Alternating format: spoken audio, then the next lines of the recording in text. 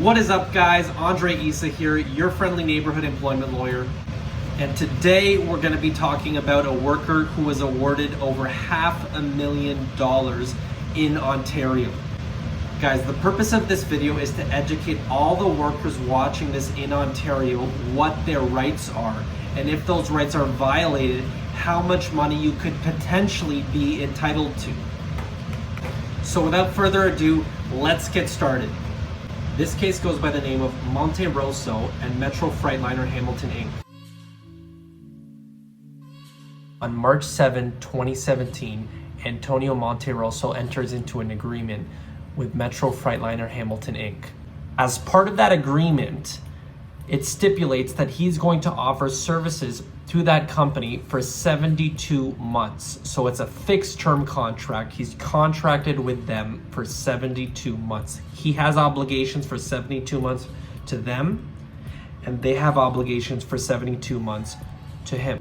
Here's where things start to go south.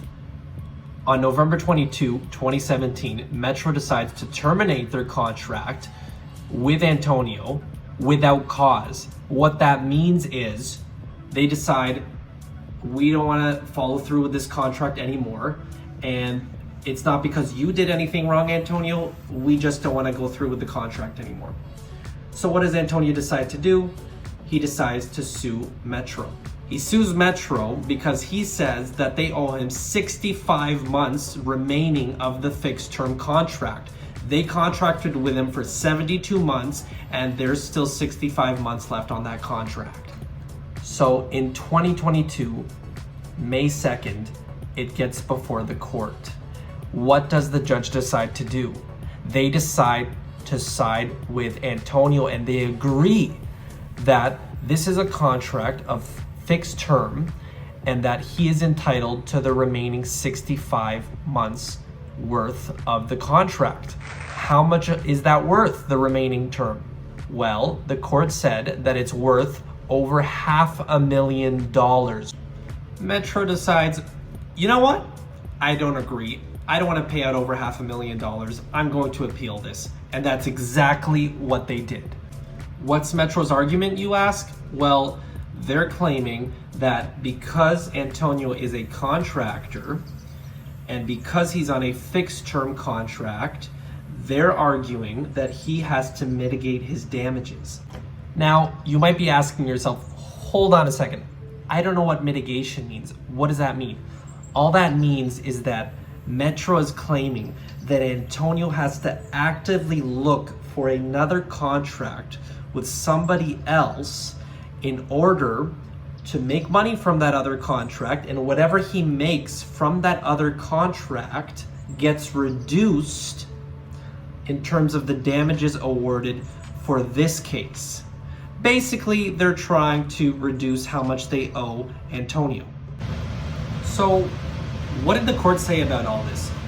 Well, a few things. Number one, the court said that given that Antonio was a contractor and not an employee, he has a duty to mitigate his damages. So that part about Metro's argument was correct. However, they also said, number two, that the onus on proving that Antonio failed to mitigate his damages, meaning that he failed to look for an alternative contract with somebody else, was not discharged. What that means in simple terms is that Metro could not prove, and they have to prove, according to the court, that he failed to mitigate his damages and look for an alternative contract with someone else. And because they failed to do that, the result of the case was the exact same. So they upheld the lower court's decision and maintained that Metro has to pay Antonio $500,000 in damages.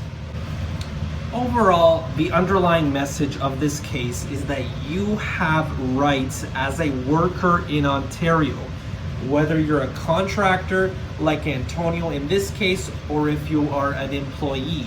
And further to that, you could potentially be entitled to a lot of money if your employer violates your rights, as was the case here. The only way to know, one way or another, if you have a case or not, and if you do have a case, how much money are you entitled to, is if you speak with an employment lawyer. That is what I do.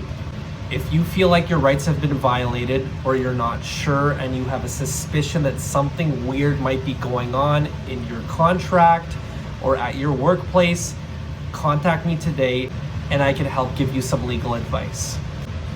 If you made it to the end, I just wanted to say thank you so much for watching. This has been your friendly neighborhood employment lawyer, and until next time.